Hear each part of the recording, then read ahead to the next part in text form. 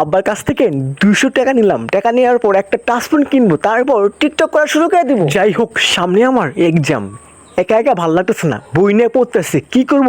আমার কাছে একটা ফোন নাই যে ভিডিও বানাবো। এত পড়তে ভাল লাগে ভাই রে ভাই, কি আর করব বলেন, একটা ফোন নাই। আব্বাকে এতবার বলি, আব্বা যান আমাকে টাকা দেন, একটা ফোন কিনবো। আজকে আমি যাই হোক আমার কাছ থেকে টাকা নিয়ে ছাড়বো। আজকে আমি একদম রেগে গেছি, বই ফালিয়ে দিলাম। যাই হোক, এখন আমাকে যাইতে হবে আব্বার কাছে। আব্বা যান, আব্বা যান, আজকে যদি আপনি ফোন না কিনে দেন তাহলে আপনাকে একদম খেয়ে ফেলবো, সরি মানে কিছু করবো না। তখন আমারই বলে, এই পোলা তোর কি মোবাইল হাতানোর বয়স হয়েছে? হ্যাঁ, তোর কত বছর? হ্যাঁ, তুই এখন যে মোবাইল হাতাবি?